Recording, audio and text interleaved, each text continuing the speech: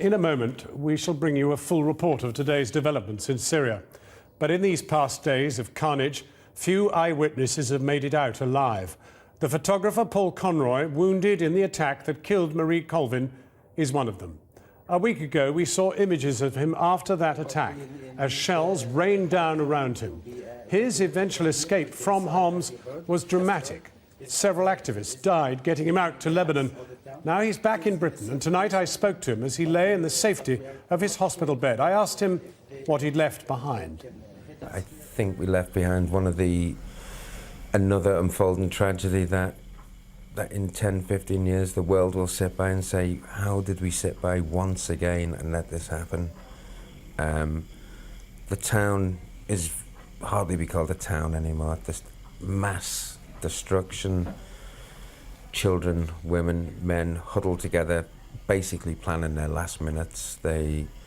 Shelling reached a crescendo that I've been through a few wars, and unparalleled, systematic.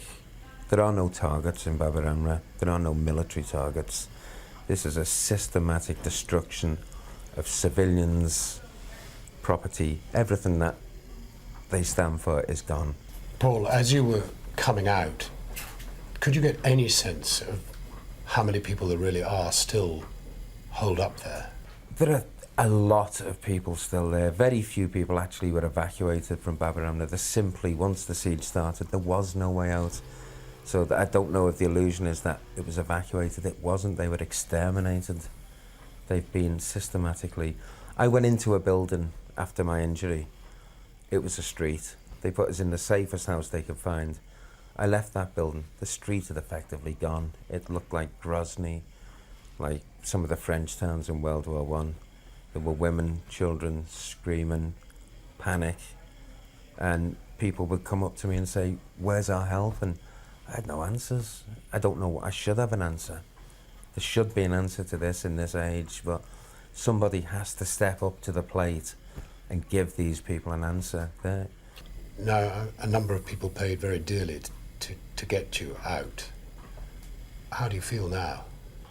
I can only, simple words, express the gratitude that both on behalf of Marie and myself felt to that. Then people laid their lives down for us, and I must honour that level of commitment by doing and saying what I can of what I saw. I salute them, a hero to the last. And Marie herself had to be left behind? Sadly, it was one of the hardest decisions I've ever had to make. But in order for Marie would have wanted the story over anything, and the way I could honour Marie's memory was to come out and tell the story. Dear friend, the world has lost one of its greatest observers, and it'll be a worse place without her. I can justify leaving Marie to tell the story. We'll all miss her. I think we all knew her. The world will miss her. And I hope that we honour their death by doing something. These people, the time for talking is long gone. These people are dying as we talk. The situation with Baba Amra was there were cameras there were people committed to getting the story out. Once Baba Amra's gone, the communications are gone. We have Hama, Dera. The regime can now systematically work their way through and eradicate the opposition. And the opposition are women, children, old men. Anybody who stands in the way will be eradicated. It's systematic slaughter. It's not a war. The Free Syrian Army provide bread and meagre defence.